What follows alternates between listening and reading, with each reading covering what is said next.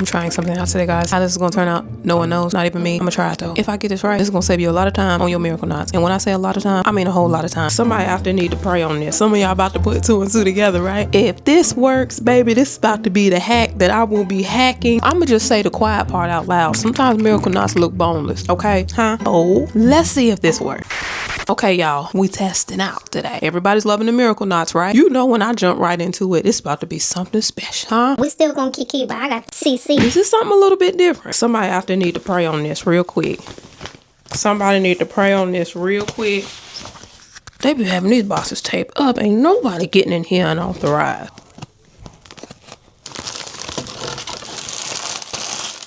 Okay, y'all. Some of y'all about to put 2 and 2 together, right? This right here is a 20-inch Afro curly half wig.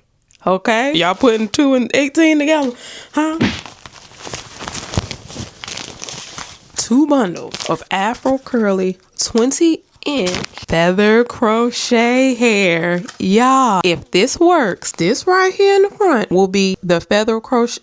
Child, I got the little thing in front of my face. This in the front will be the human hair miracle knot. This back here is going to be the human hair half wig. If this works, baby, this is about to be the hack that I will be hacking because it is hack-tabulous fabulous. I'ma just try to do it. The only thing that I need to make sure is that the transition between the miracle knots and the half wig is seamless, depending on what the top of this half wig looks like. Because some half wigs, they put a thick like track right there and it does not look natural at all. Okay, so this is looking like hair at the top. That was my only concern. I'm gonna just say the quiet part out loud. Sometimes miracle knots look boneless, okay? So you got to be careful. By you, I mean you see how the edge of that half wig looks like hair and not like a track or a piece of plastic or, you know, a clip, but it does have comb. Bam. Comb. It has the elastic. It is removable and adjustable, you guys, and a drawstring. How is this coming off your head, huh? Unless you want it to come off of there. How is it coming off? And this is very soft. Once I put the water in here and go through it with the brush, I'm hoping that the curls pop more than this. This is like a zigzag pattern. It looks like the bottom's definitely giving Afro curly, well, more so kinky curly. So I'm gonna see how it goes together. Yeah, it's the same pattern as the feather crochet hair. We're gonna brush through this because these uniform curls are a no-go. Whenever you get curly hair, most of the time you're gonna have to brush through it and pop the curl. If you want to elevate your style a little bit more, yeah, you might want to go ahead and pop those curls. Just an opinion, not a mandate. Trust me, it's going on your head, baby. Believe that. I'm just about to see, y'all. Let's see. Hit that subscribe button so you can join the family and join the fun and get more tips,